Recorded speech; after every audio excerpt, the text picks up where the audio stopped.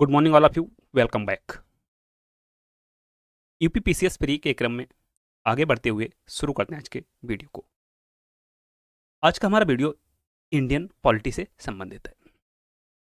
Video का पहला प्रश्न है, निम्नलिखित कथनों में से असत्य कथन का चयन करें।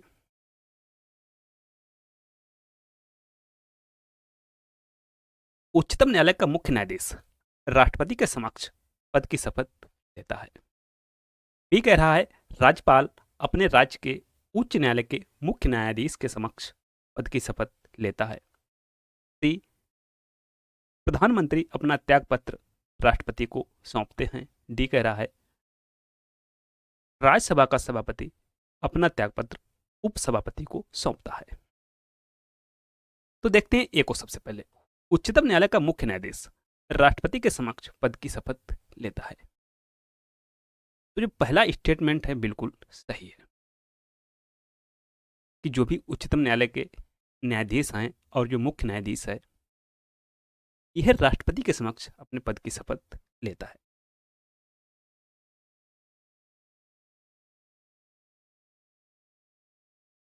उच्चतम न्यायालय का गठन का जो उल्लेख किया गया है वह अनुच्छेद 124 में किया गया है। और जो उच्चतम न्यायालय के मुख्य न्यायाधीश अन्य न्यायाधीशों द्वारा शपथ ग्रहण है, यह अनुच्छेद 159 में बताया गया है।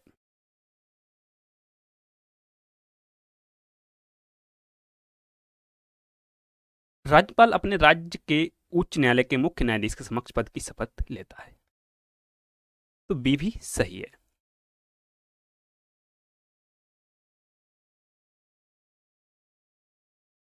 प्रधानमंत्री अपना त्यागपत्र राष्ट्रपति को सौंपते हैं। ये भी सही है। प्रधानमंत्री अपना त्यागपत्र राष्ट्रपति को सौंपकर संपूर्ण मंत्रिमंडल को भंग कर सकता है। ठीक है, राज्यसभा का सभापति। राज्यसभा का सभापति यहां पर आपको ध्यान देना है, अर्थात उपराष्ट्रपति। राज्यसभा का सभापति कौन होता है? उपराष्ट्रपति। अपना त्यागपत्र उपसभापति को सौंपता है, ये स्टेटमेंट बिल्कुल गलत है।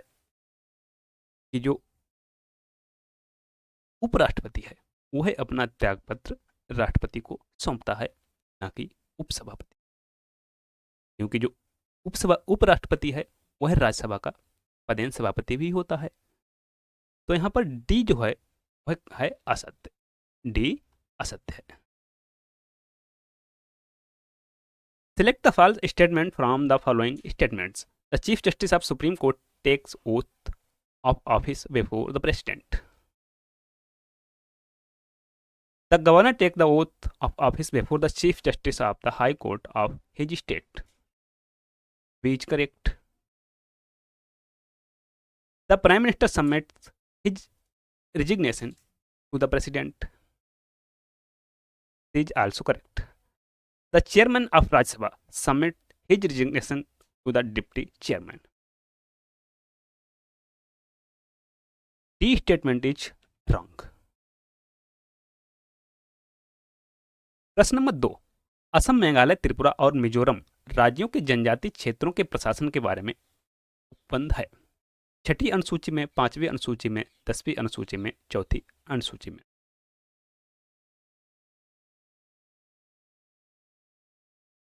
जो सही ऑप्शन है वह है ए।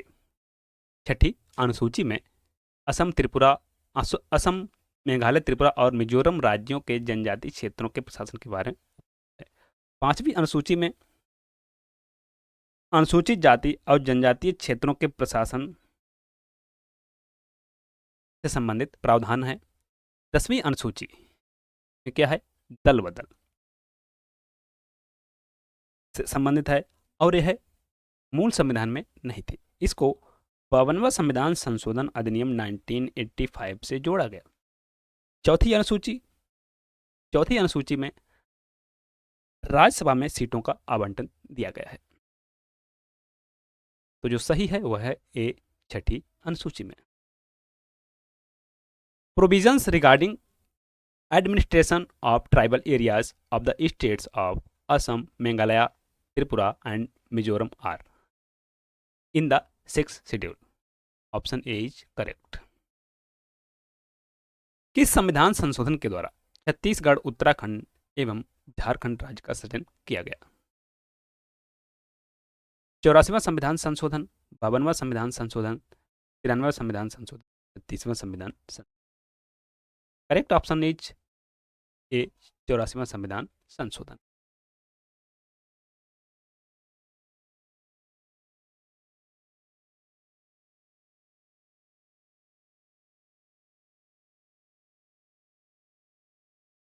Which constitutional amendment created the state of Chhattisgarh, Uttarakhand and Jharkhand? 84th Constitutional Amendment. Option A is correct.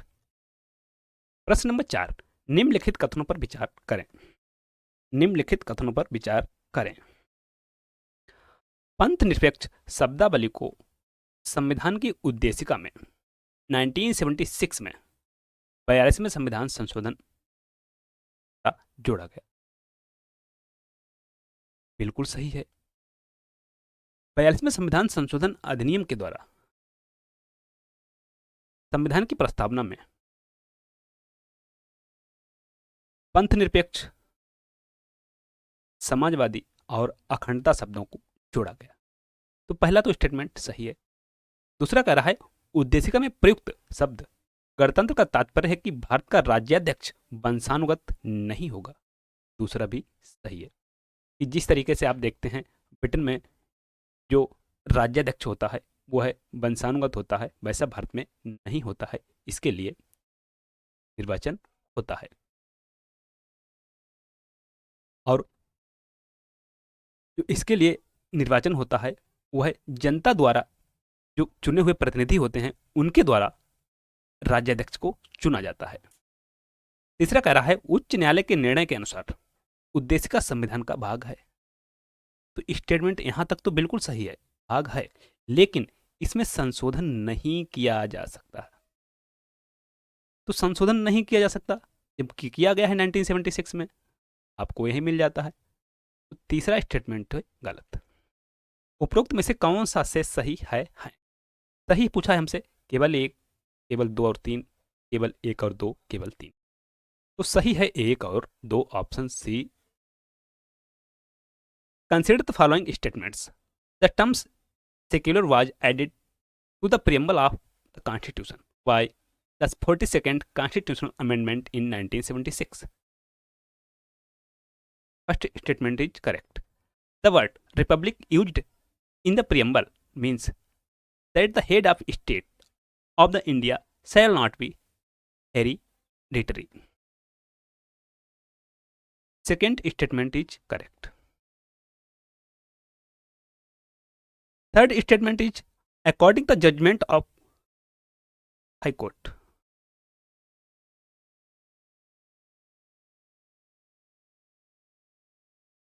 According to judgment of Supreme Court, the preamble is part of the Constitution, but it cannot be amended. Third statement is incorrect. Which of the above statements are correct? 1 and 2 only are correct. प्रश्न number 5, निम्नलिखित में से राष्ट्रपति पद के लिए योग्यता नहीं है।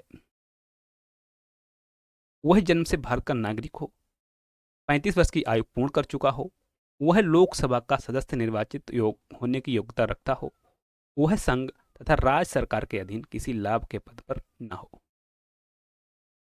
बिल्कुल बी जो कह रहा है 35 वर्ष की आयु होनी चाहिए तभी राष्ट्रपति के चुनाव में भाग ले सकता है, लोकसभा का सदस्य निर्वाचित होने की योग्यता रखता हो, किसी लाभ के पद पर ना हो संघ तथा राज्य सरकार में, ये भी सही है। ये कह रहा है वह जन्म से भारत का नागरिक हो। तो ये जो स्टेटमेंट है ये गलत है। तो आप सोच रहे होंगे क्यों गलत है? वह जन्म से भारत का नागरिक ना हो, वह भारत का नागरिक हो ना कि जन्म से, ऐसी कोई बाध्यता नहीं।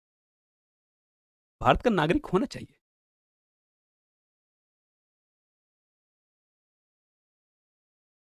तो ए स्टेटमेंट सही नहीं है। विच of the following is not a qualification for the post of president? He is a citizen of India by birth, must have completed 35 years of age. He is eligible for election as a member of Lok Sabha. He should not hold any office of profit under the union or state government. A is incorrect.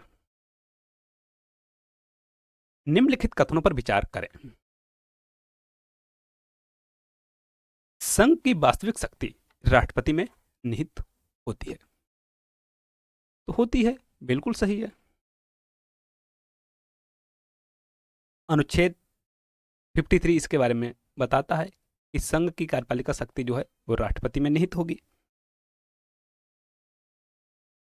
प्रधानमंत्री का यह कर्तव्य है कि वह संघ के शासन की जानकारी राष्ट्रपति को दे। ये भी सही है, ऐसा उल्लेख किया गया है अनुच्छेद 78 में।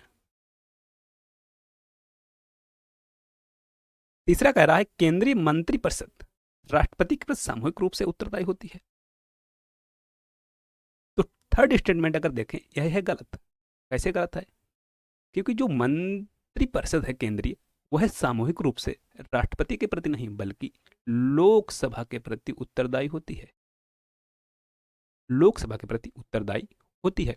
और ये जो कलेक्टिव रिस्पॉन्सिबिलिटी है अनुच्छेद 75 क्लॉज 3 में इसको बताया गया है। उपरोक्त कथनों में से कौन सा से कथन सही है? सही कथन पूछा है हमसे, इसको आप विशेष ध्यान रखना है। सही पूछ रहा है, गलत पूछ रहा है। केवल 1 और 2 सही है, option B. Consider the following statements. The real power of the union is vested in the president. It is duty of the Prime Minister to inform the President of the governance of the Union. The Union Council of Ministers is collectively responsible to the President. Third statement is wrong. The Union Council of Ministers is collectively responsible to the Lok Sabha, not President. This is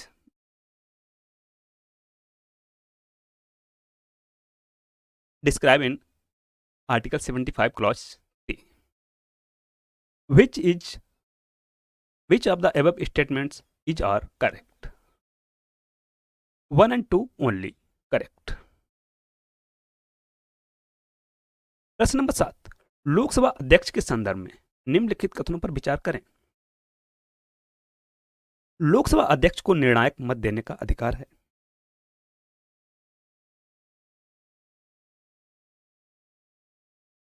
पहला statement है बिल्कुल सही, क्योंकि लोकसभा अध्यक्ष प्रथमता मत नहीं देता है, लेकिन मत बराबर होने की स्थिति में वह निर्णायक मत दे सकता है।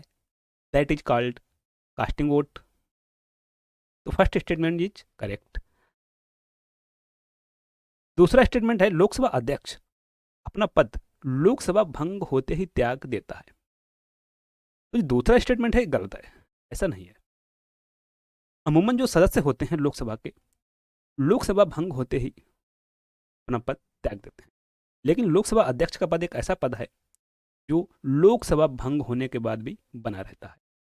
कब तक? जब तक नई लोकसभा गठित नहीं हो जाती। तो दूसरा स्टेटमेंट गलत है। तीसरा कह रहा है राज्यसभा तथा लोकसभा की संयुक्त बैठक की अध्यक्षता लोकसभा अध्यक्ष करता है। तीसरा स्टेटमेंट सही है।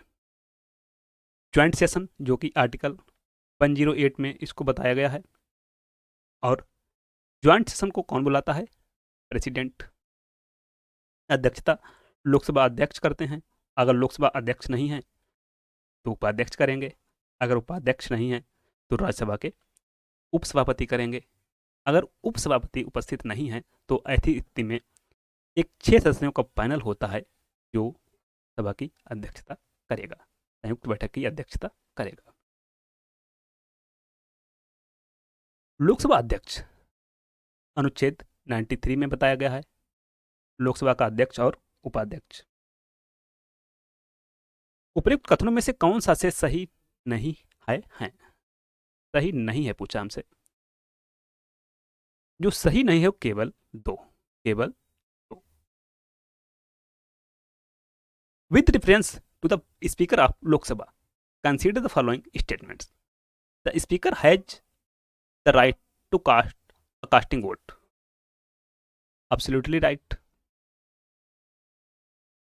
The speaker resigns his office as soon as the Lok Sabha is dissolved. This statement is wrong. The joint session of Rajya Sabha and the Lok Sabha is presided over by the speaker. Third statement is correct. Which of the above statements is or incorrect? Only two statements is incorrect. प्रश्न number 8, निम्नलिखित में से गलत कथन का चयन करें। राज्यपाल राज्य की कार्यपालिका शक्ति का प्रधान है।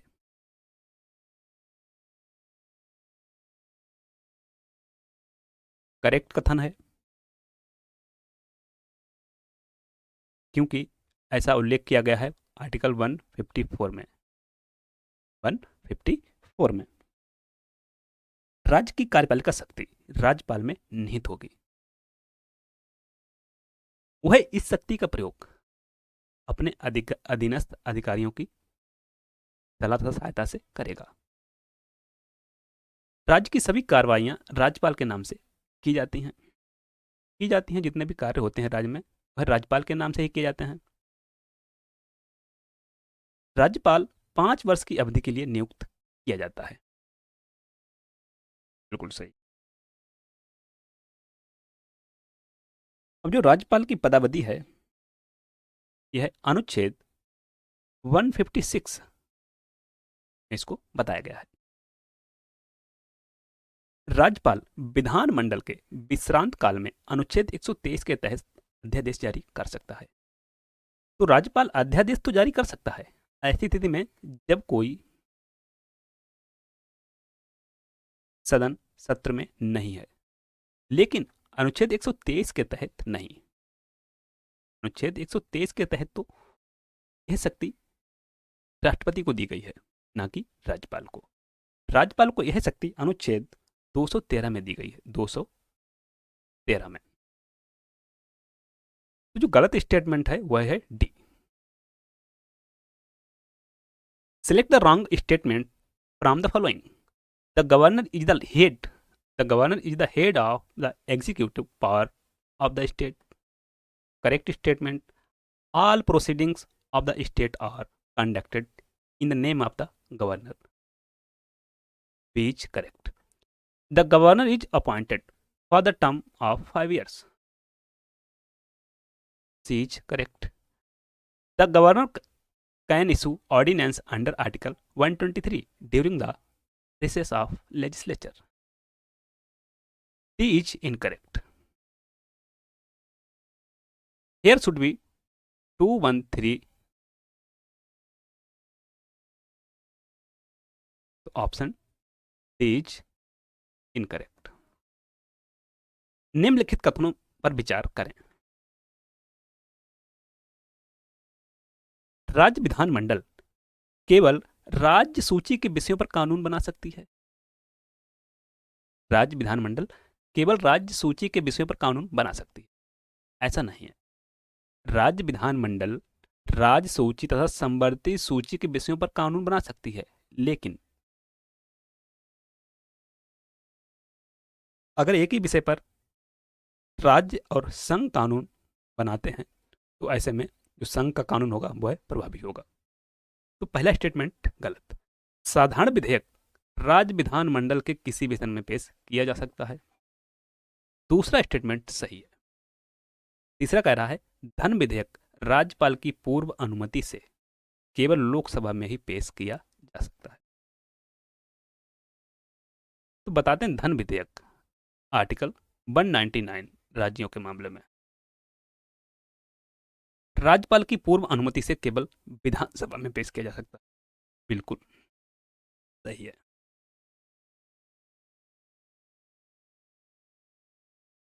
उपयुक्त कथनों में से कौन सा से सही है सही पूछा है हमसे, तो सही है दूसरा और तीसरा। दूसरा और तीसरा। Consider the following statements. The state legislature can make laws only on subject in the state list. First statement is wrong. An ordinary bill can be introduced in either house of state legislature. Correct statement. A money bill can be introduced in the legislative assembly only with the prior permission of the governor. Third statement is correct. The definition of money bill in 199, Article 199. Which of the above statements is are correct? 2 and 3 only. 2 and 3 only are correct.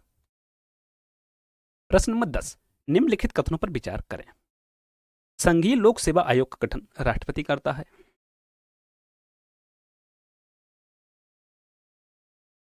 Correct statement है। संघ और राज्य के लिए लोक सेवा आयोग अनुच्छेद 315 में बताया गया है। संघ लोक सेवा आयोग के अध्यक्ष व सदस्यों की नियुक्ति 5 वर्ष के लिए होती है। तो जो दूसरा स्टेटमेंट है गलत है। संघ लोक सेवा आयोग के अध्यक्ष व सदस्यों की नियुक्ति 6 वर्ष या 65 वर्ष जो भी पहले हो के लिए होती है। जो भी पहले हो के लिए होती है।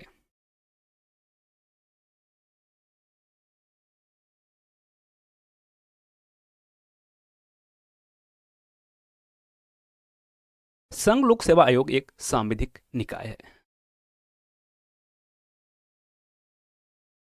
तो तीसरा स्टेटमेंट भी गलत है। संघ लोक सेवा आयोग इसका उल्लेख 315 में किया गया है। अब जब उल्लेख 315 में किया गया है आर्टिकल, तो कैसी बॉडी है? एक कॉन्स्टिट्यूशनल बॉडी है। उपयुक्त कथनों में से कौन सा से कथन सही नहीं है? सही नहीं है। Second and third statements are incorrect. Consider the following statements.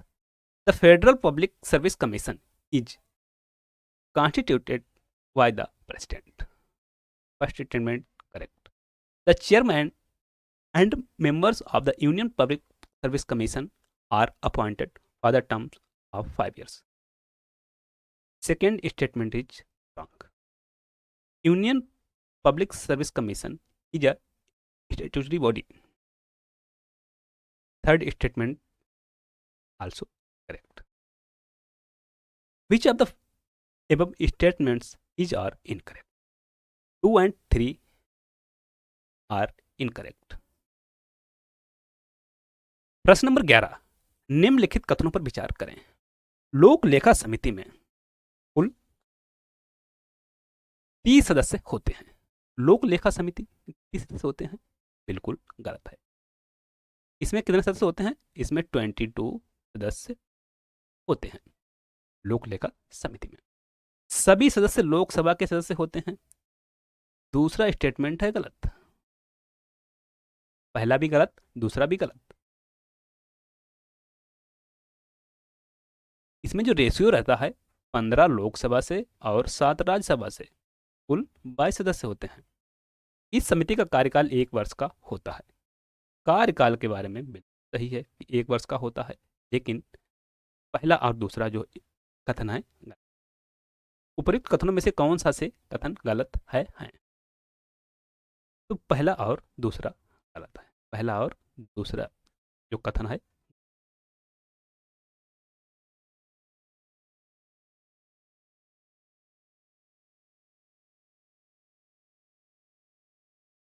Consider the following statements. The Public Accounts Committee consists of a total of 30 members. Wrong statement.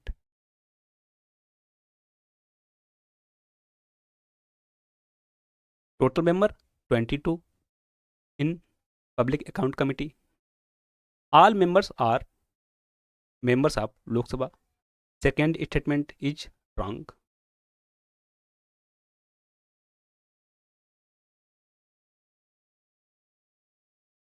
Two member, 15 member in come in from Lok Sabha and 7 member comes from Rajya Sabha. Total member in Public Account Committee 22. The tenure of this committee is 1 year. Third statement is correct. Which of the above statements are incorrect? 1 and 2. 1 and 2.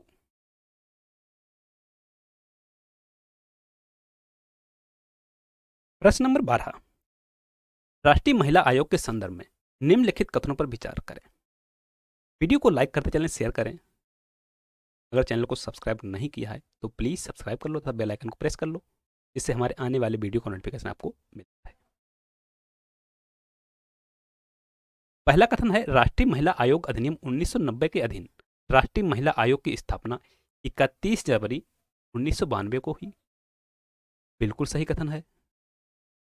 महिला आयोग में एक अध्यक्ष, 5 सदस्य व 1 सचिव होता है। दूसरा स्टेटमेंट है सही।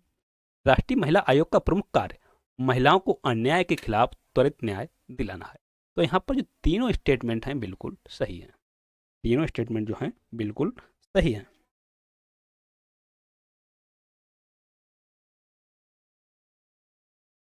उपरोक्त कथनों में से कौन सा से सही है? जो सही है वह तीनों, 1, 2 और 3। With reference to national commission for women, consider the following statements.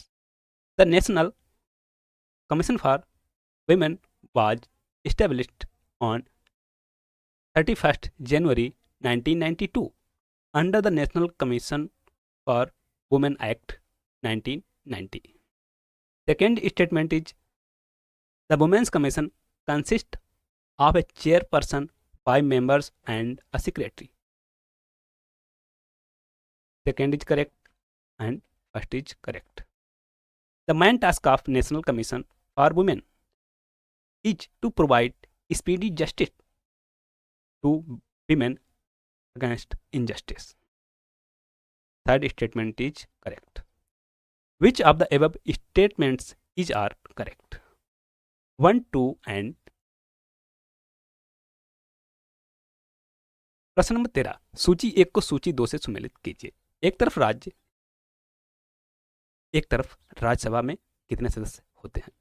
Tamil Nadu 10, पश्चिम बंगाल 16, राजस्थान 18, बिहार 16। तमिलनाडु से राज्यसभा में जो सदस्य आते हैं वह आते हैं 18 सदस्य आते हैं। पश्चिम बंगाल से कितने आते हैं?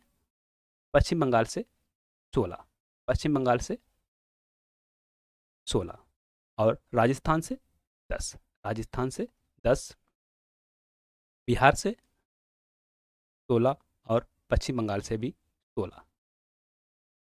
ए का तीसरा, बी का चौथा, सी का पहला, डी का। तो यहाँ पर थोड़ा स्टेटमेंट में गड़बड़ी हो सकता है, इसको चौथा कर सकते हैं और इसको कर सकते हैं। जो सही होगा वह होगा सी। Match list 1 with list second. State Rajya Sabha member, Tamil Nadu 10, waste Bengal 16, Rajasthan 18, Bihar 16। Tamil Nadu 18, waste Bengal 16, Rajasthan 10, Bihar 16। Correct option would B C. निम्नलिखित कथनों पर विचार करें। लोकसभा के 2 अधिवेशनों के बीच का अंतराल 6 महीने से अधिक नहीं होना चाहिए। First statement is correct. Second, Lok Sabha सभा के अध्यक्ष तथा उपाध्यक्ष के वेतन तथा भत्ते संचित निधि से दिए जाते हैं। लोकसभा का सत्र आहूत करने तथा सत्र प्रसारण करने का अधिकार प्रधानमंत्री को है। तीसरा स्टेटमेंट गलत है कि सत्र को आहूत करना है या सत्र प्रसारण करना है, एक कार्य कौन करता है? यह करता है राष्ट्रपति, ना कि प्रधानमंत्री, ना कि प्रधानमंत्री। उपर्युक्त में से कौन सा से कथन सही है? केवल 1 और 2 कहां पर है? Option. Consider the following statements. The interval between 2 sessions of Lok Sabha shall not exceed 6 months. First statement is correct. Second, the salaries and allowances of the speakers and deputy speaker of the Lok Sabha are paid from the consolidated fund of India. Second is correct. The Prime Minister has the right to convene and prorogue the Lok Sabha. Third statement is wrong. This right has precedent.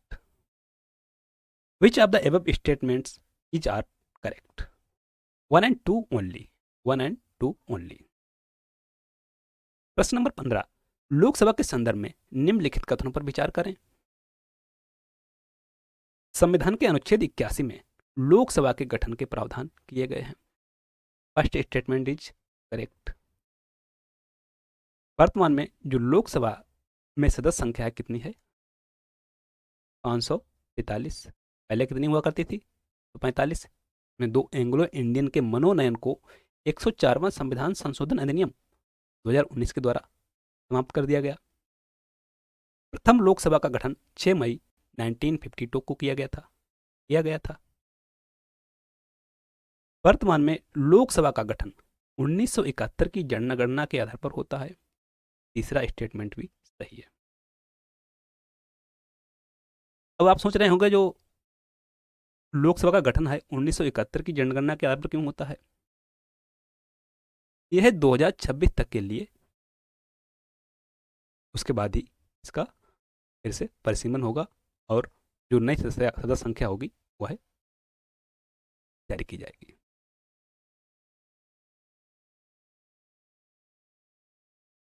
यह एक लंबा topic है, इसको यहाँ discuss नहीं कर सकते।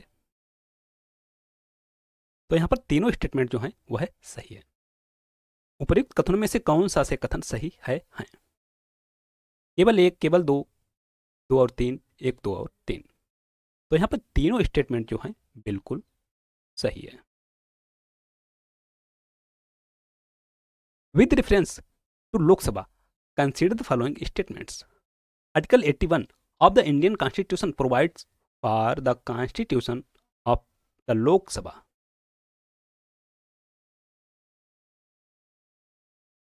First statement is correct. The first Lok Sabha was constituted on 6th May 1952. Second statement is also correct. At present, the Lok Sabha is constituted on the basis of the 1971 census. Third statement is correct. Which of the above statements are correct? 1, 2 and 3 are correct. प्रश्न number 16, Rajya Sabha के संदर्भ में निम्नलिखित कथनों पर विचार करें। संविधान के अनुच्छेद 80 में राज्यसभा के गठन का प्रावधान है। बिल्कुल है। अब जो वर्तमान में संख्या है वो कितनी है? 245। 245 233 प्लस 233 कहते हैं निर्वाचित हैं और जो 12 सदस्य होते हैं उनको राष्ट्रपति के द्वारा मनोनीत किया जाता है। राष्ट्रपति के द्वारा मनोनीत किया जाता है, जो राष्ट्रपति के चुनाव में भाग नहीं लेते हैं। वर्तमान में इसमें कुल सदस्य संख्या 245 है। दूसरा स्टेटमेंट भी सही है। राज्यसभा का कार्यकाल 6 वर्ष का होता है। राज्यसभा का कार्यकाल 6 वर्ष का होता है। आप सोच रहे होंगे होता है, ऐसा नहीं है। राज्यसभा के सदस्यों का कार्यकाल 6 वर्ष का होता है, ना कि राज्यसभा का कार्यकाल 6 वर्ष का होता है। तो तीसरा स्टेटमेंट यहां पर है गलत। राज्यसभा एक स्थायी सतत सदन है जिसका कभी विघटन नहीं होता है। इसके 1/3 सदस्य प्रत्येक 2 वर्ष में सेवानिवृत्त होते रहते हैं।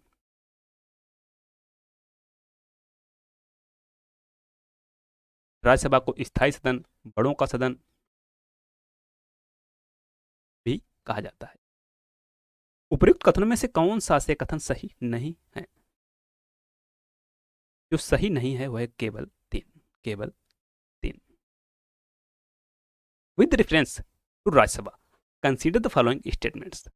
Article 80 of the Indian Constitution provide for the Constitution of Rajya Sabha. First statement is correct.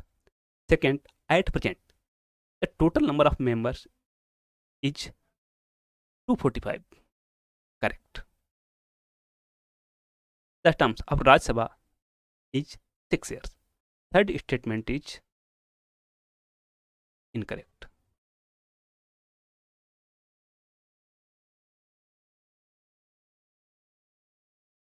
Which of the above statements are incorrect? 3 only is incorrect. प्रश्न नंबर 17, निम्नलिखित में से कौन सी योग्यता राष्ट्रपति तथा उपराष्ट्रपति नियुक्त होने के लिए समान नहीं है? व्यक्ति को भारत का नागरिक होना चाहिए, तो ये तो है, सही है। 35 वर्ष की आयु पूर्ण कर चुका हो, दूसरी भी है, दोनों के लिए समान। लोकसभा का सदस्य बनने के लिए, अरे तो चौथा कह रहा है, डी कह रहा है, भारत सरकार या राज्य सरकार के अधीन किसी लाभ के पद पर ना हो, तो डी भी सही है। सी जो है वह समान नहीं है। लोकसभा का सदस्य बनने के लिए अर्थ हो, ऐसा राष्ट्रपति के मामले में होता है, उपराष्ट्रपति के मामले में ऐसा नहीं है। उपराष्ट्रपति के लिए राज्यसभा का सदस्य बनने के लिए अर्थ होना चाहिए, तो ये जो है यह समान नहीं है दोनों के लिए। Which of the following qualifications is not the same for being appointed as president and vice president? The person must be citizen of India. Correct. Have completed 35 years of age. Correct है, same है। India was the government shall not hold any office of profit under the under the state government.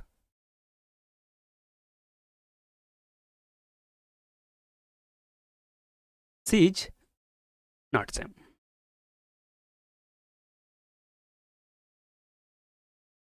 This translated wrong. निम्नलिखित में से किसकी नियुक्ति राष्ट्रपति के द्वारा नहीं की जाती है? प्रधानमंत्री, भारत का मुख्य न्यायाधीश, भारत का महान्यायवादी, लोकसभा अध्यक्ष, नियंत्रक एवं महालेखा परीक्षक। प्रधानमंत्री की नियुक्ति किसके द्वारा? राष्ट्रपति के द्वारा। राष्ट्रपति उसी व्यक्ति को प्रधानमंत्री नियुक्त करते हैं जो बहुमत दल का नेता हो, ने लोकसभा में बहुमत हासिल किया हो। भारत का मुख्य न्यायाधीश की नियुक्ति किसके द्वारा? राष्ट्रपति के द्वारा। इसकी सिफारिश पर? राष्ट्रीय नियुक्ति आयोग की सिफारिश पर। भारत का महान्यायवादी आर्टिकल 76 की नियुक्ति राष्ट्रपति के द्वारा। नियंत्रक एवं महालेखा परीक्षक, आर्टिकल 148, नियुक्ति किसके द्वारा? राष्ट्रपति के द्वारा। लोकसभा अध्यक्ष की नियुक्ति राष्ट्रपति के द्वारा नहीं की जाती है। लोकसभा अध्यक्ष जो लोकसभा के सदस्य होते हैं अपने में से ही चुनते हैं। तो यहां पर होगा सी केवल 4। Which of the following is not appointed by the president? Prime minister, chief justice of India, attorney general of India, Lok Sabha speaker, CAG. Lok Sabha speaker is not appointed by the president. Correct option C और only. सूची 1 को सूची 2 से सुमेलित कीजिए। दिए गए code से सही उत्तर चुनिए। एक तरफ प्रावधान है, एक तरफ संविधान का भाग। संविधान का संशोधन, संविधान का संशोधन 15 निर्वाचन, 20 नागरिकता, 2 संपत्ति, 12। संविधान का संशोधन इस भाग में दिया गया है, भाग 20 में। आर्टिकल कौन सा है? 368। निर्वाचन भाग 15 में, नागरिकता भाग 2 में, संपत्ति भाग 12 में।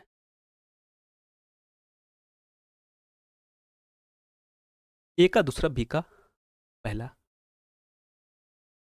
Option C is correct. Match list 1 with list 2 and select the correct answer from the given code. एक तरफ प्रोविजन, एक तरफ part. Amendment of constitution 15, election 20, citizenship 2, property 12। Amendment of constitution article 20, election 15, citizenship part 2, property part 12।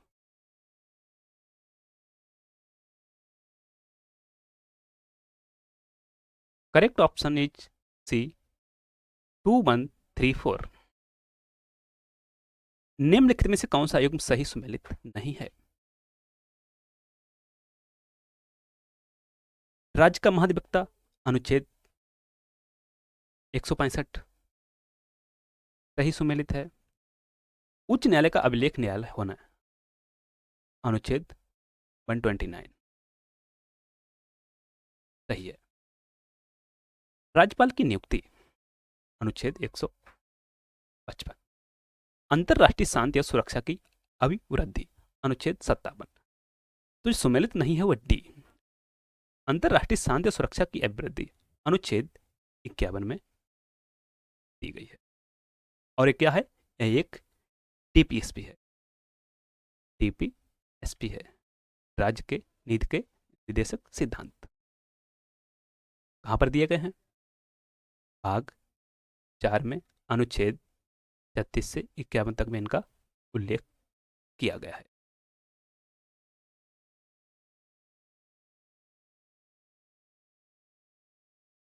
Which of the following is not correctly matched in the era?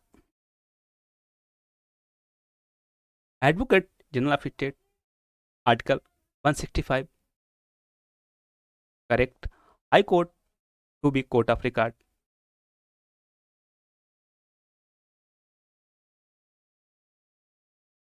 One 29.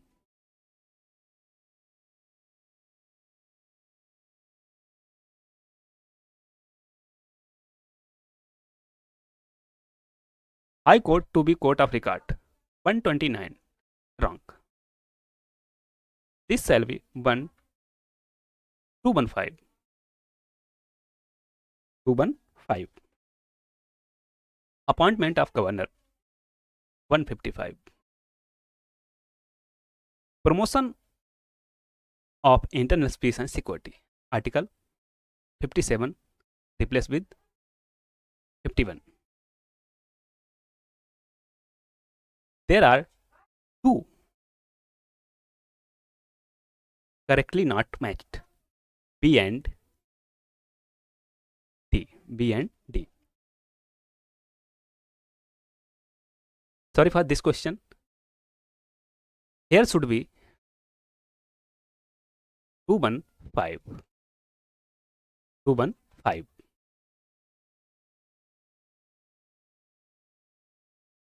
Thanks for watching. मिलते हैं next video में नए प्रश्नों के साथ। तब तक के लिए नमस्कार।